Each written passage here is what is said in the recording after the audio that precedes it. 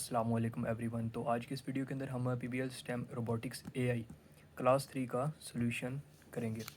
तो project number 1 की तरफ चलते हैं। प्रोजेक्ट नंबर 1 क्या है? Make a cotton ball launcher. तो रिक्वायर्ड मटेरियल आपको शॉर्ट पेंसिल और स्टिक, थिन रबड़, ये वगैरह वगैरह दे दिया गया है। तो steps of instructions next page के ऊपर आपको दिए गए हैं, प्रोवाइड किए गए हैं। काफ़ी ज़्यादा है, अभी मैं रीड नहीं कर रहा। तो नेक्स्ट पेज के ऊपर चलते हैं। नेक्स्ट पेज के ऊपर भी आपको तकरीबन टोटल 12 स्टेप ऑफ इंस्ट्रक्शंस दिए हुए हैं। तो आपने आइडेंटिफाई द स्टेम कॉन्सेप्ट है। तो अगर ये वाला एक्सपेरिमेंट आपने कम्प्लीटली देखना है, काफ़ी इंटरेस्टिंग है। तो इसकी वीडियो मैं डिस्क्रिप्शन के अंदर लिंक प्रोवाइड कर दूंगा वीडियो के, तो आप जाके ज़रूर चेकआउट कीजिएगा अगर आप लोग इंटरेस्टेड हैं। तो आइडेंटिफाई द स्टेम कॉन्सेप्ट, तो साइंस, टेक्नोलॉजी, इंजीनियरिंग और मैथमेटिक्स इसमें क्या है वो बतानी है आपने। तो बच्चे ने बहुत ही खूबसूरत तरीके से लिखा हुआ है, तो आपको शायद ये नज़र आ रहा होगा। साइंस क्या है? Potential energy, kinetic energy. इधर इलास्टिक पोटेंशियल एनर्जी भी आप लिख सकते हैं और काइनेटिक एनर्जी, ये स्लैश दरमियान में डला हुआ है। टेक्नोलॉजी क्या है? A gun. अ गन भी लिख सकते हैं आप, अ सिंपल मशीन भी लिख सकते हैं, दोनों करेक्ट होंगे। इंजीनियरिंग क्या इस्तेमाल हो रही है? मैकेनिकल इंजीनियरिंग, ये बिल्कुल करेक्ट है। मैथमेटिक्स के अंदर आप मल्टीप्लिकेशन भी लिख सकते हैं, स्लैश आप कैलकुलेशन भी लिख सकते हैं, आप मेजरमेंट भी लिख सकते हैं। तो ये इसका स्टेम कॉन्सेप्ट है, देख लीजिए आप। तो प्रोजेक्ट नंबर 2 था हमारा पुली से रिलेटेड। आगे लिखा हुआ है, would it be better to use a pulley to help with these problems. है ये जितने भी प्रॉब्लम्स वगैरह दिए हुए हैं, इसके अंदर पूछा है कि इसके अंदर हमें पुली इस्तेमाल करना बेटर है या फिर नहीं। तो draw where you would put the pulley and rope. तो किस जगह पे हम पुली और रोप, रस्सी का इस्तेमाल करेंगे। तो 4 पिक्चर्स आपको प्रोवाइड की गई हैं। तो सबसे पहले ये मेरे पास सोल्यूशन था एक बच्चे का, तो उसने ये पहले से हल किया हुआ है। तो इधर को उसने पुली तो इधर लगाई है, बहरहाल ये वाला मुझे कंफर्म है कि ये बिल्कुल ठीक नहीं है। पुली आपको बांधनी है इधर। अगर बंदा नीचे है और इसने ये बास्केट वगैरह को ऊपर लेकर जाना है, तो इधर आप बास्केट के साथ इसे टाइटली बांध देंगे रोप को इस जगह पर, और यहाँ पर आप पुली लगाएंगे टाइटली। तो इसके थ्रू आप पुली के अंदर से आप गुजारेंगे जो रोप होगी, रस्सी, और इधर से आप बंदा जो होगा वो खींचेगा, तो बास्केट ऑटोमेटिकली ऊपर चली जाएगी।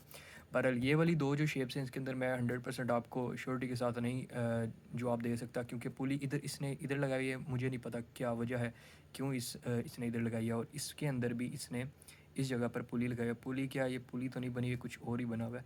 बहरहाल पुली की पिक्चर अगर आपको नहीं पता तो आपने यूट्यूब से या फिर गूगल से सर्च कर लेना। गोल सी होती है, ऊपर स्टील से कनेक्ट होती है, और उसके अंदर से आप रोप गुजारते हैं। तो इस जगह पर तो बिल्कुल भी पुली का कोई तुक नहीं बनता। बाय द वे, अगर ये स्ट्रेट थोड़ी आगे होती और बॉक्स इसके नीचे होता, तो इस जगह पे आप पुली कनेक्ट करते और यहाँ से रोप आप रोप गुजारते और इसके अंदर से घुमाकर इसे टाइटली बांध देते। तो जो बॉक्स होना था या क्रेट, वो ऊपर आ जाना था। इसके अंदर भी आपने शिप के ऊपर लेकर जाना है क्रेट को। तो पुली अगर इधर होगी, इधर तो कोई तुक नहीं बनता। तो बहरहाल ये फ़ोटो बिल्कुल टोटली मेरी समझ से बाहर है। तो अच्छा है कि मैं आपको ना ही बताऊं, तो बेहतर है गलत बताने से, तो ठीक ही है कि ना बताऊं आपको।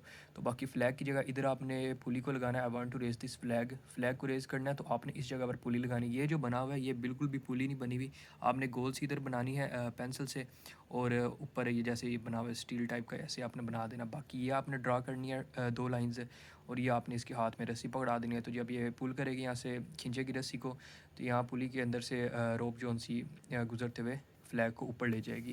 तो आई एम रियली सॉरी कि मुझे कंफर्म 100% इन दोनों का नहीं है। बहरहाल ये मेरे हिसाब से टोटली रॉन्ग है, और इसके अंदर जो गलती थी आपको बता दी। इधर आपने रोप से कनेक्ट करना है, और इधर आपने पुली पुली कनेक्ट करनी है ट्री के साथ, तो फिर आपके करेक्ट होगा। ये भी ये करेक्ट है, और ये जो दो हैं ये आप देख लीजिएगा, अगर किसी स्टूडेंट वगैरह ने किए हैं करेक्टली, या आपके टीचर्स वगैरह से पता चलता है, तो आपने वो कंफर्म करके इधर लिख लेना है। आगे प्रोजेक्ट नंबर 3 दिया गया है, इन्वेस्टिगेशन अबाउट प्रोपेलर्स।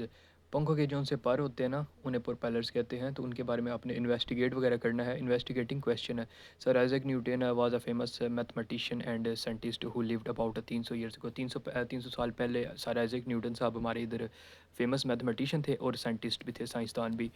तो नीचे इधर आपके 3 तस्वीरें दी हुई हैं, एक बाईसाइकिल की दी हुई है, एक गाड़ी की, और एक भागते हुए शख्स की दी हुई है।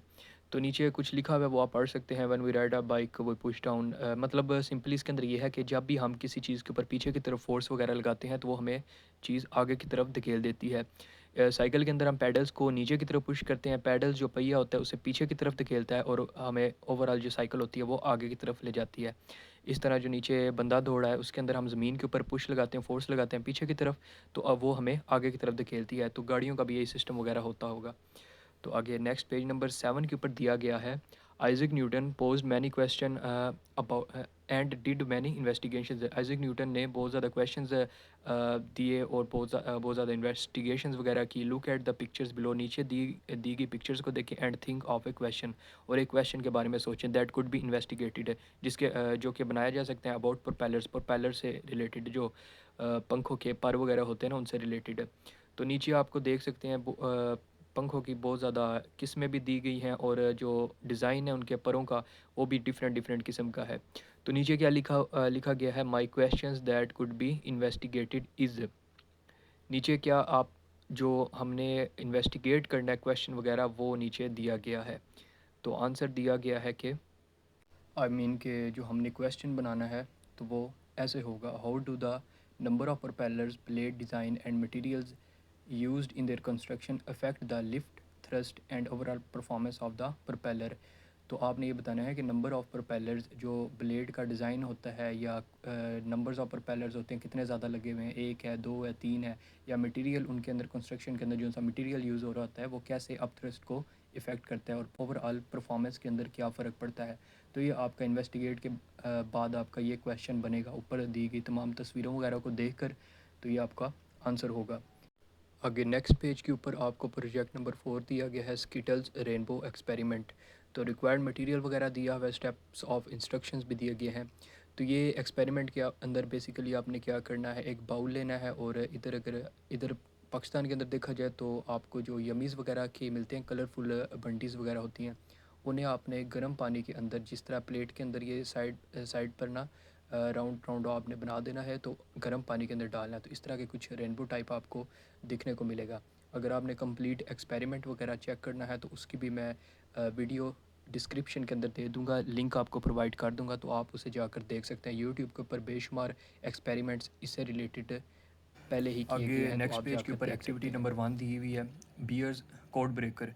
तो इसके अंदर क्या दिया हुआ है आपको, इंग्लिश अल्फ़ाबेट्स तमाम दिए गए हैं, लेटर्स दिए हैं ए टू जी तक, तो साथ में उनकी नंबरिंग भी प्रोवाइड की गई है, जैसा कि ए का 1 है और जेड का 26 है। तो करना आपने क्या है, इधर मैथ के क्वेश्चंस है काइंड ऑफ, तो 21 माइनस 20 6 प्लस 1 आपने उन्हें प्लस माइनस करके उनका आंसर से इधर लिखना है, फिल करना है, और जो आंसर होगा जैसे कि 7 18 15 21 वो नंबरिंग आपने इधर से चेक करनी है। 7 की जगह पर कौन सा लेटर है, 8 की जगह पे 5 वगैरह इस तरह की जगह पे कौन सा लेटर है वो आपने सामने लिख देना है। तो नेक्स्ट पे भी यही है, सारा आंसर लिखना है और उसके आगे लेटर लिखना है। फॉर एग्जांपल इधर देख लेते हैं, एग्जांपल 20 माइनस 4 क्या होता है, 16 है। 16 लिखा तो 16 इधर फाइंड करते हैं 16 की जगह पर कौन सा लेटर है, पी, तो इधर आपने डाल दिया है पी, लेटर डाल दिया है। इधर फॉर एग्जांपल 3 प्लस 3 है, 3 प्लस 3 6 है, तो 6 नंबर पर इधर लेटर कौन सा है, एफ़, तो इधर आपने एफ़ डाल दिया है। इधर भी फॉर एग्जांपल 12 प्लस 3 15 है, 15 नंबर पर ओ है, इधर 15 नंबर पर ओ प्रोवाइड किया गया है। तो आपने ये सारे लिख लेने हैं। इसके बाद क्या है, राइट योर सेंटेंस हेयर, आपने इधर सेंटेंस लिखना है। ये कैसे लिखा गया है, आपने ऊपर से लेटर्स देखने हैं, अप टू डाउन आपने आना है, तो जो सा आपका वर्ड बन रहा है ये सारे लेटर्स को मिलाकर वो आपने इधर लिखना है। फॉर एग्जांपल इधर टॉप से देखें तो ए लिखा हुआ है, ए, आगे लिखा हुआ है group of bears is called a sloth, a group of bears is called a sloth. मान इसका ये बनता है कि जो सा ग्रुप होता है, स्लॉथ बियर्स क्या होते हैं, बियर्स भालू वगैरह, तो उनका जो ग्रुप होता है उसे हम स्लॉथ कहते हैं। तो सबसे पहले आपको मैं बताना चाहता हूँ कि ये जो उनसे एरोज़ वगैरह लगे हुए हैं, आपने ये बिल्कुल भी नहीं लगाने। जैसा मैं वीडियो के अंदर आपको इंस्ट्रक्ट कर रहा हूँ, आपने उसे फॉलो करते हुए एरोज़ ख़ुद से लगाने हैं। तो नेक्स्ट एक्टिविटी नंबर 2 की तरफ चलते हैं, सीक्वेंसिंग विद स्कैम्पर।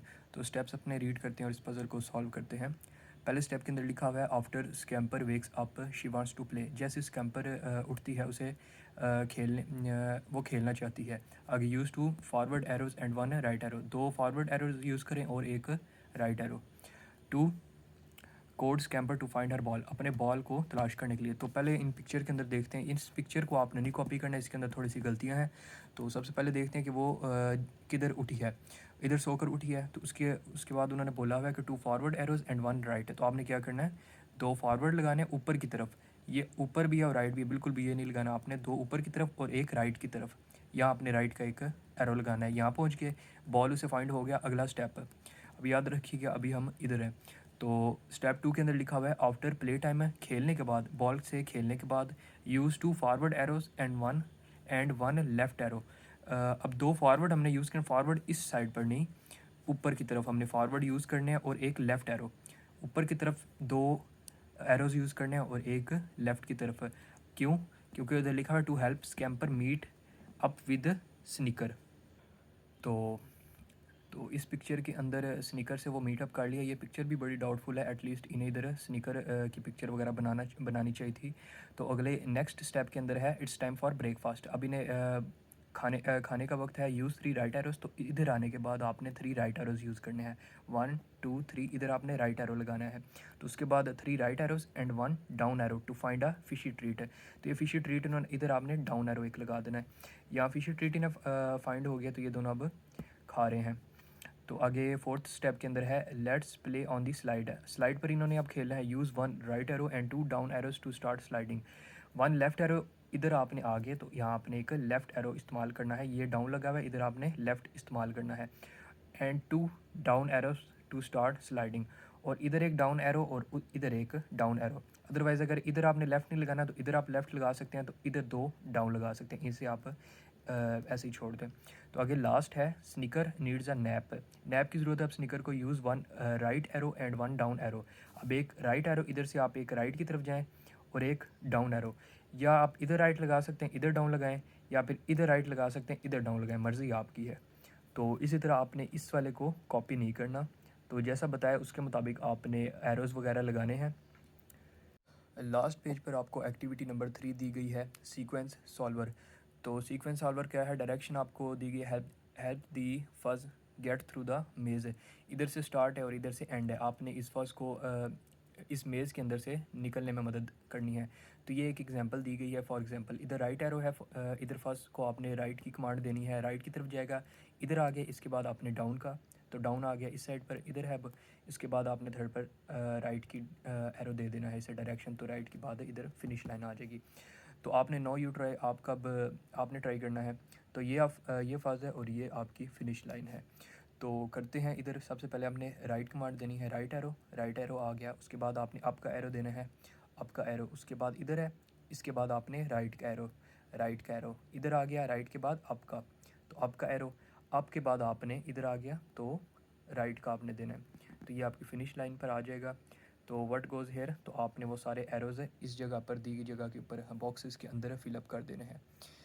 तो PBL रोबोटिक्स क्लास 3 का सोल्यूशन कंप्लीट हो गया। अगर किसी भी चीज़ की समझ ना आए तो आप कमेंट के अंदर पूछ सकते हैं। तो इजाज़त दीजिए, अल्लाह हाफिज़।